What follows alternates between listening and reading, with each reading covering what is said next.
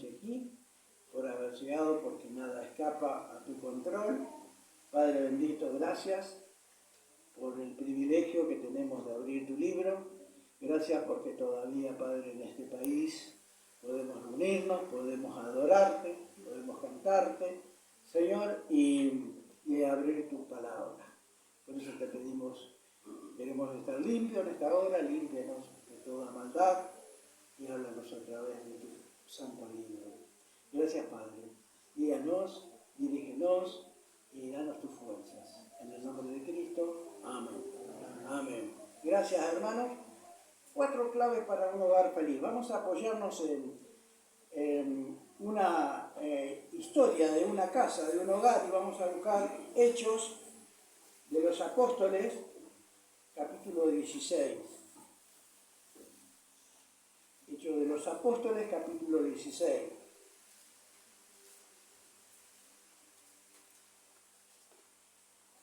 Comenzando desde el versículo 20. Vamos a hacer algo. Yo voy a leer los impares y ustedes leen los pares. Así leemos todo en esta noche. Y recuperamos fuerzas. Yo leo los impares, ustedes leen los pares. Entonces estamos en los Hechos, capítulo 16, verso 20, comenzando desde el 20. Así que, ¿quiénes comienzan? Ustedes. Y presentándolos, ¿cómo dice? Los magistrados dijeron: estos hombres, siendo judíos, alborotan nuestra ciudad. Los impares los leo yo. Y enseñan, decía esta turba, que Pablo y que Silas enseñan costumbres que no es lícito recibir ni hacer, pues somos romanos. Ustedes. Y se agolpó el pueblo. No se peleen, por leer. Se agolpó el pueblo. Fuerte. Vamos, que se me duermen, Empiezo a gritar. Vamos. Se agolpó el pueblo contra ellos, y los magistrados, rasgándole las ropas, ordenaron azotarles con varas. Después de haberle azotado mucho, los echaron en la cárcel y mandaron al carcelero que los guardase con toda seguridad. Ustedes. Después de recibir esta orden, los metió en el calabozo de más adentro y les aseguró que los pies en el cepo. El verso 25 dice: pero a la medianoche, orando, Pablo y Silas cantaban himnos a Dios, y los presos europeos los oían todos. Entonces sobrevino de repente un gran terremoto, de tal manera que los cimientos de la cárcel se sacudían, y al instante se abrieron todas las puertas, y las cadenas de todos los presos se soltaron. Despertando el carcelero y viendo abiertas las puertas de la cárcel, sacó la espada y se iba a matar, pensando que los presos habían huido, todos juntos. Mas Pablo clamó a gran voz diciendo: no te hagas ningún mal, pues todos estamos aquí. Él entonces, pidiendo luz, el carcelero se precipitó adentro y temblando se postró a los pies de Pablo y Silas, todos juntos, y sacándolos les dijo: señores, ¿qué debo hacer para ser salvo? Ellos dijeron: cree en el Señor Jesucristo y serás salvo tú y tu casa, todos. Y le hablaron la palabra del Señor a él y a todos los que estaban en su casa. Y él, el carcelero, tomándolos en aquella misma hora de la noche, les lavó las heridas y enseguida se bautizó, él con todos los suyos. Todos juntos terminamos. Y llevándolos a su casa, les puso la mesa y se regocijó con toda su casa de haber creído a Dios. Muchísimas gracias. Bueno, aquí tenemos la historia en estas líneas, en estos versos que hemos leído, de un hogar, de una casa. Y hermanos y amigos, quería tocar este tema porque no hay que caminar mucho para ver hogares infelices. No hay que caminar mucho para ver hogares en crisis. Es que sucede que si la familia no está en Cristo, está en crisis. ¿Y saben qué? Por doquier podemos ver hijos rebeldes, infidelidad conyugal, podemos ver hijos que han quedado sin su madre o sin sus padres. Y hay mucho dolor por eso. Ahora bien, hay separación, divorcio, hay falta de comunicación entre el esposo y la esposa, hay falta de comunicación entre los padres y los hijos, y todo es un caos. Y miren, si nosotros somos egoístas y pensamos en nosotros mismos y en nuestra propia familia, no nos llamará tanto la atención. Pero si pensamos en nuestros hijos, ¿qué será de ellos en el futuro? Ellos no merecen vivir en hogares cargados de tensión nerviosa. Ellos no merecen vivir en hogares destruidos. No pidamos que lo entiendan, y mucho menos no pidamos que lo acepten. Es hora de remover las causas que han llevado a nuestros matrimonios a la bancarrota, que han llevado a la destrucción al hogar moderno, y buscar en Dios la solución. Una niñita jugaba con sus muñecos y de lejos parecía algo normal. Pero si uno podía acercarse y a medida que se iba acercando una persona, escuchar lo que ella hablaba y de la manera que ella jugaba con sus muñecos, nos partiría el alma, porque ella jugaba con sus muñecos y un muñeco le decía al otro: mi papá ya no vive en casa. No vive con nosotros. Si Dios quiere, lo veré el fin de semana. ¿Por qué ya no vive más en tu casa? Hablaban los muñecos, los hacía hablar esta niñita. ¿Por qué ya no vive en tu casa? Porque mamá dice que se acabó el amor. Nos causa gracia tal vez este relato. Pero ustedes, queridos hermanos, tienen allí a una chica con un dolor en el alma, con un trauma que ni todos los psicólogos del mundo lo pueden solucionar. Esos son los hogares de la modernidad de hoy. Ahora, ¿les parece bien que veamos algunas causas que han llevado al deterioro y a la destrucción de muchos hogares? Vamos a ver, por ejemplo, algunas de ellas, no todas. Una causa es ese espíritu de independencia que existe en todos los seres humanos. Para los que están anotando, causa número 1, espíritu de independencia. Yo sé que ustedes habrán leído o habrán escuchado el tema, el hombre y su dignidad, el hombre y su independencia. Y esto en lo político y social está bien, pero en lo espiritual y moral hemos sido diseñados para vivir en dependencia de Dios. Pero en el huerto del Edén, el hombre declaró su independencia. Dios creó al hombre y a la mujer, le dio varios consejos y un solo mandamiento: no coman del árbol de la ciencia y del bien y del mal. Y ese solo mandamiento ellos lo desobedecieron.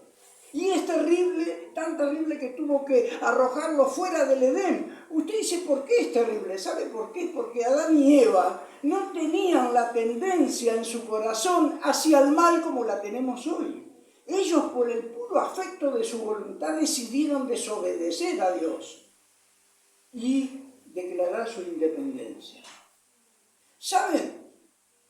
Lo llevamos en la sangre. Dios, no tengas nada que ver conmigo, yo puedo solo. Yo soy inteligente, tengo viveza y me las puedo arreglar sin vos. Y ese es el espíritu de independencia que ha llevado a la ruptura a tantos matrimonios. ¿Por qué? Dice usted. Se lo voy a decir. Porque un auto que ha sido diseñado para andar con nafta, por demás es que le echemos agua, no va a andar.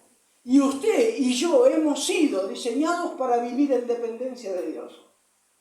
Pero en el huerto del Edén, nuestros padres declararon su independencia. No tengas nada que ver con nosotros. En primer lugar, entonces, un espíritu de independencia. En segundo lugar, un falso concepto de éxito ha llevado a los matrimonios a la bancarrota. Si nosotros tomáramos una encuesta y saldríamos por el barrio y le preguntaríamos a la gente, ¿qué piensa usted que es ser un hombre de éxito? Bueno, nos dirían, ser un hombre de éxito es tener tal o cual artefacto. Ser un hombre de éxito es fumar tal marca de cigarrillos. Ser un hombre de éxito es usar tal marca de ropa. Ahí ponga lo que usted quiera. Abra paréntesis y ponga Versace, Christian Dior, lo que usted quiera. La mayoría de la gente piensa que tener éxito significa tener y tener cada vez más. Y la mayoría de los seres humanos está buscando satisfacer los anhelos, los deseos, pero legales del alma, por decirlo de alguna manera, genuinos del alma. Los deseos genuinos del alma están tratando de satisfacerlo con cosas materiales. ¿Y saben qué? Pensamos muchas veces, si yo pudiera tener ese auto, o si yo pudiera tener ese artefacto, ese televisor, sé que voy a ser feliz. Y cuando lo tengo me deja un sabor amargo y me doy cuenta que no me satisface. Es que debemos entender que los deseos del alma, genuinos deseos, no se satisfacen con cosas materiales. Entonces, un falso concepto de éxito ha llevado a la bancarrota a nuestros hogares. Un espíritu de independencia, pero también la moral relativa. ¿Qué es esto de moral relativa? Bueno, lo que la mayoría dice que está bien, está bien. Y lo que la mayoría dice que está mal, está mal. Y hemos llegado al punto de endiosar al pueblo y de desechar a Dios de nuestras vidas. ¿Sí? Lo que la mayoría dice que está bien, está bien. Y lo que la mayoría dice que está mal, está mal. Moral relativa. Yo podría darle, con todo respeto, en esta noche por lo menos 10 ejemplos en donde la Biblia nos muestra cómo en 10 oportunidades la mayoría se equivocó. Y voy a dar una sola. ¿Quién tenía razón? La mayoría que decía que no iba a llover porque nunca había llovido, sino que un rocío regaba la tierra, o Noé, que dijo que Dios iba a destruir la tierra con agua, con un diluvio. ¿Quién tuvo razón? Obviamente, ¿no es cierto? Podría dar 9 ejemplos más, pero no los voy a dar, de cuando la mayoría se equivocó. ¿Quién tuvo la razón? La mayoría que dice, desciende de la cruz y creeremos que tú eres el Hijo de Dios. Desciende ahora de la cruz y eres el Hijo de Dios y sálvate a ti mismo. Y si no, no vamos a creer que eres el Hijo de Dios. ¿Quién se equivocó? ¿Jesucristo al no bajarse de la cruz? ¿O la multitud que le pedía que se baje? obviamente, ¿no es cierto? Entonces la moral relativa, endiosar al pueblo y minimizar y en muchos casos desechar a Dios, ha llevado a la bancarrota a nuestros matrimonios modernos hoy. Hay otra causa, y es la hipocresía. Es decir, personas que tienen una religión, pero que en su casa son totalmente diferentes. Personas que van a una iglesia y son de dos caras. Una cara para la iglesia y otra cara para la familia. Déjeme decirle que los niños, nuestros hijos, se dan cuenta de una manera espectacular cuando somos sinceros en nuestras convicciones, aunque nos equivoquemos. Aunque nos equivoquemos. Nuestros hijos son especiales para detectar cuando papá y mamá son genuinos en su fe, en sus convicciones, aunque se equivoquen, y cuando papá y mamá son hipócritas. ¿Y saben lo que pasa? Nuestros hijos van cayendo en un descreimiento y terminan desechando a Dios. Muchos hijos de pastores son ateos. ¿Hay algo más? Sí. Y es la indiferencia. Y luego entramos de lleno con las 4 claves. La indiferencia. Si nosotros también saldríamos a la calle, que lo hemos hecho de hecho, a compartir la palabra de Dios, la gente en su gran mayoría nos dice: no tengo tiempo. Venga más adelante, porque no tengo tiempo. Indiferencia. No tienen tiempo para lo principal. No tienen tiempo. La indiferencia. Hay personas que ven cómo su hogar se va destruyendo día a día. Y ellos están viviendo la gran vida. Y ven cómo su hogar y sus hijos se van del hogar y cómo su hogar se va minando de pecado, se va minando de infidelidad, descienden bailando al infierno. Son como el ratón que ha caído en su trampa mortal y aún agonizando sigue olfateando el queso. Y permanecen indiferentes.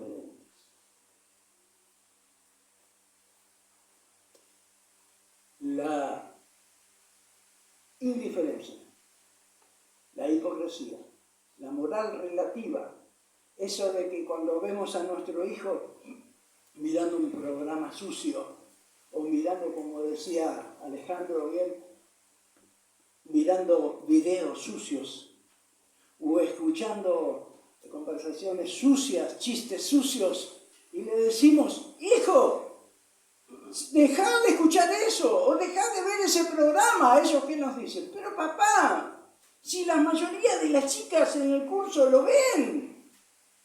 ¿Cuántas veces le dije a Betita: Betita, no miré Gran Hermano, porque endiosan al ser humano y minimizan a Dios? Pero papá, si todos lo ven, la mayoría en mi curso lo ven. Y entonces hacemos lo que la mayoría dice. Y vamos a un fracaso seguro. La moral relativa, un falso concepto de éxito y un espíritu de independencia. Son pocos los que se atreven a venir a Dios y decir: me he descarriado, he querido ser independiente, perdóname. Son pocos, pero muy buenos los padres que se animan a reconocer que se han descarriado, que nos hemos descarriado. Pero veamos 4 para terminar, 4 claves para tener un hogar feliz. Vamos a pensar por un momento, y ya vamos al final, en Pablo y Silas. Ellos van a Europa.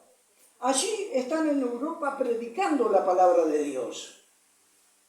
Y por predicar la palabra de Dios, le dieron una paliza, los castigaron con vara. Usted sabe que cuando los reos de la prisión recibían castigo con vara, eran 40 azotes menos uno. 40 azotes menos uno. 39 azotes. Y Pablo y Silas son golpeados 39 veces, pero mucho más que eso, porque dice la palabra, habiendo sido azotados mucho. ¿Qué hacían? A la medianoche cantaban. Y los presos, los europeos, estos eran judíos, y los europeos los escuchaban. Y dice, a ver, pero estos están locos. Fíjate que le dieron una paliza y están cantando, están mal de la cabeza. Y escucháis, ¿qué cantan? ¿Qué cantan? Y a ver, y cantan de un Jesús que parece que murió. Y dicen ellos que ahora vive. Y hermanos, hermanos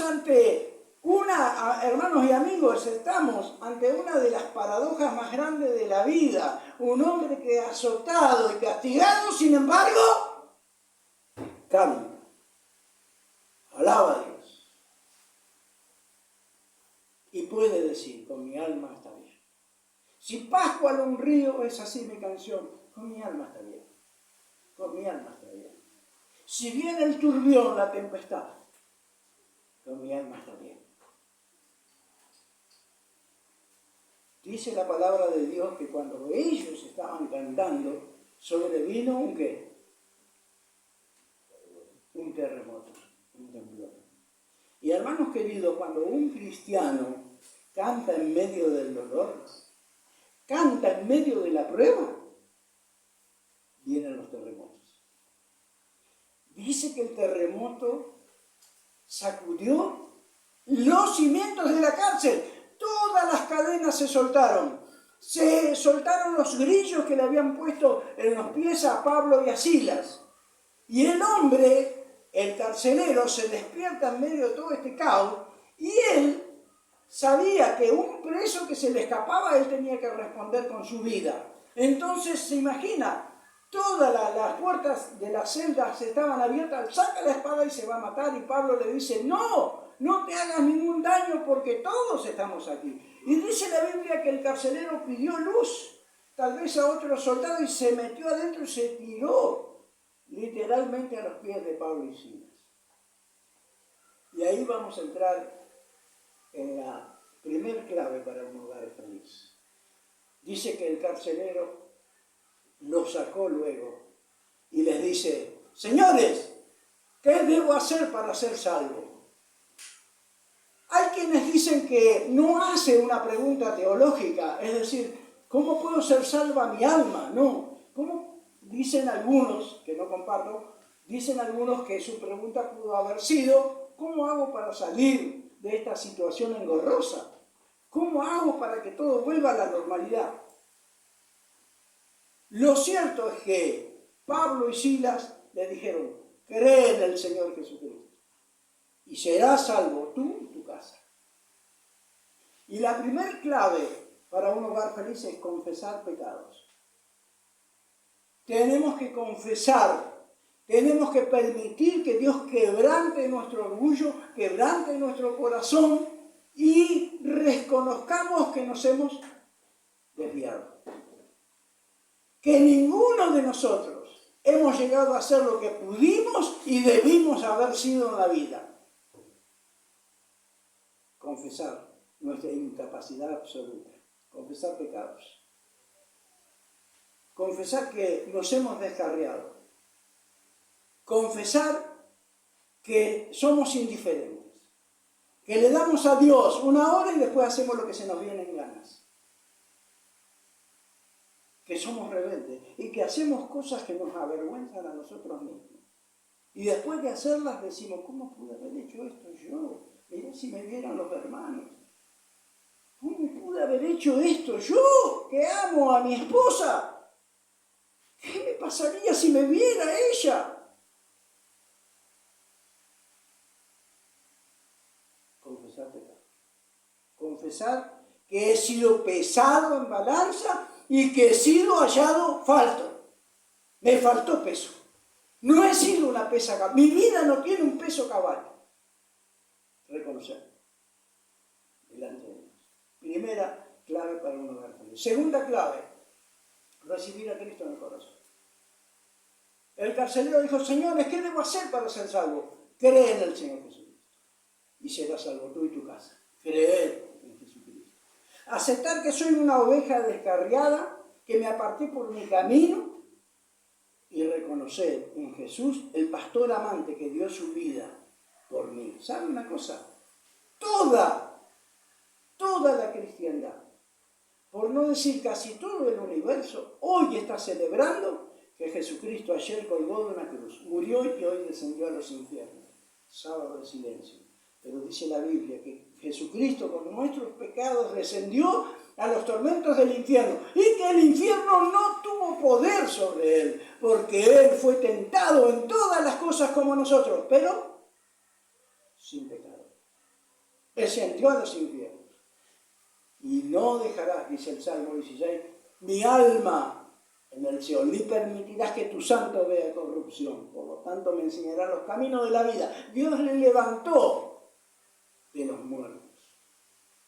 Se presentó a más de 500, se presentó a Pedro, se presentó a los caminantes de Emaús, se presentó a todo el grupo apostólico y después ascendió a los cielos. Y un día volverá. Y hoy quiere entrar en tu corazón. La pregunta del millón. ¿Qué vas a hacer con ese Cristo que golpea a la puerta de tu corazón? Golpea a través de las circunstancias. Golpea a través de la Biblia. Está golpeando, quiere entrar en tu corazón. Vamos a cerrar los ojos. Permite que el Señor en este momento examine tu corazón. Y si en esta noche reconoces tu incapacidad absoluta, si conoces que estás descarriado, si conoces que estás perdido, pídele en este momento que te perdone tus pecados y que entre en tu corazón. Pídeselo. Dile así, Señor Jesús, entra en mi corazón. Reconozco mis pecados. No lo sabe papá, no lo sabe mamá, pero tú sí lo sabes. Perdóname, Señor. Limpia mi corazón. Acéptame como un hijo tuyo y yo te acepto en mi corazón. Decíselo. Tener un encuentro personal con Dios en este momento. Pedile que Él entre en tu vida, en tu corazón y lo va a hacer. Quiero pedirte que, si pudiste orar, decirte que si tú has podido orar así al Señor Jesús, no es un Cristo histórico, es tu amigo. Él está en tu corazón ahora. Él ha perdonado todo tu pecado y te ha liberado de las culpas del pecado, de las consecuencias del pecado, de los tormentos en el infierno, porque ahí es donde van los pecadores. Él te ha hecho libre. Él dice, el que oye y cree tiene vida eterna. ¿Has podido orar? Quiera Dios que no te vayas de aquí en esta noche sin recibir a Cristo en el corazón. Si necesitas ayuda, te la vamos a dar.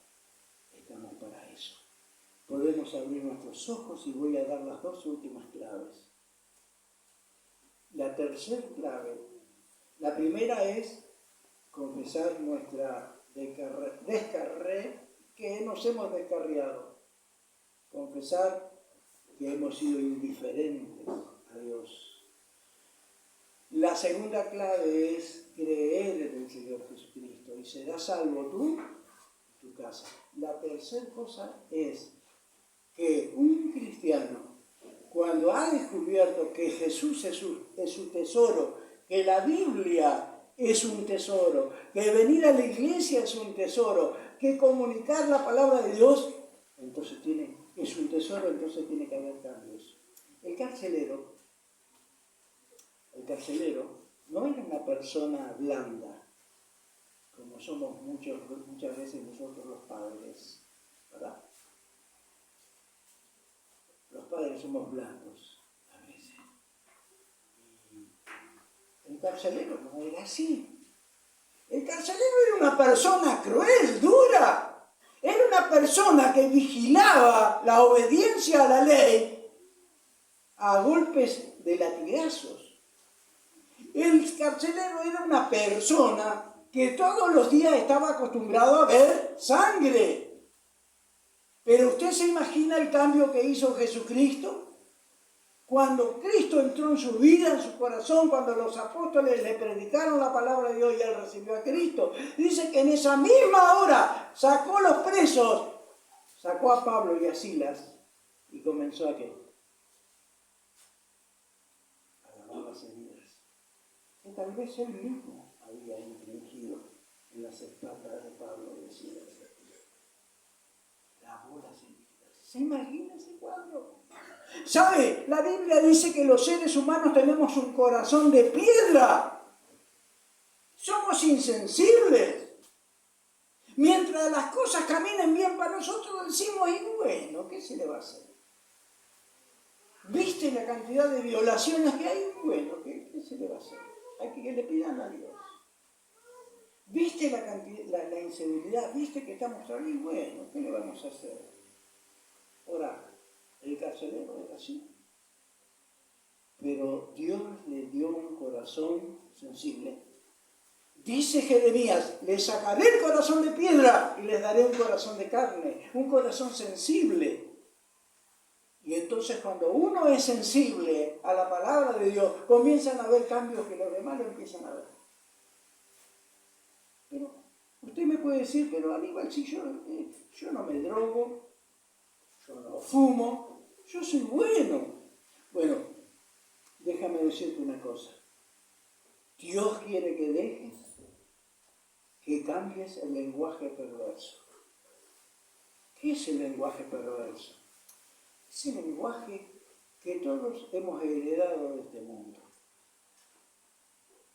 Bueno, Sergio puede pararse en una cancha y escuchar lo que es el lenguaje perverso. Muchas veces escuchamos a cristianos de años, 40 años, 30 años de creyente, diciendo, pero vos, lo voy a palo. Hermanos, Dios es un Dios santo. Es hora de cambiar eso. Decirle, estúpida a mi esposa, a mi hijo. Mire, si mi hija tiene algo de estúpida, lo tiene a mí. Porque es mi hija. Si tu hijo tiene algo de estúpido, lo tiene a vos. ¿Cuántas veces se lo decís? ¿Cuántas veces le destruís el amor propio? Que no es malo. Tenemos que cambiar, hermanos. Cambiar el lenguaje perverso. Cambiar hábitos. Muchos de nosotros tenemos hábitos que ofenden a Dios. Debemos cambiarlos. Pero Aníbal, ¿por qué hábitos puedo cambiar? Bueno, por leer la Biblia. Lee la Biblia. Enamórate de la Biblia. Obedece a la Biblia. Sigue a la Biblia. Ama la Biblia. Y tu vida cambiará. Porque la Biblia es que me puedo ver. Espejo. Es un espejo. Me muestra tal como soy. Y por eso no voy a la Biblia. Porque no quiero que me muestre. Prefiero que creer que soy lo que los hermanos creen que soy. Y no me quiero enfrentar con el espejo de la vida, de lo que soy. En realidad por la palabra. Debe haber cambios. Leer la Biblia. Orar, pasar tiempo. Por lo menos debiéramos orar cada 2 segundos, pero debiéramos tener un momento de 1 hora o 2 en la presencia de Dios. La vida cambia. Y eso nos lleva al último punto. 4º punto es dejarnos moldear por la Biblia. Todavía el mundo no vio lo que Dios puede hacer con un hombre y una mujer que está totalmente consagrada a Dios, que se deja moldear por la palabra de Dios totalmente. No lo vio. Termino contando una anécdota. ¿Se acuerdan de las 4 claves? Confesar nuestra incapacidad absoluta, confesar nuestros pecados. Creer en el Señor Jesucristo como tu Salvador.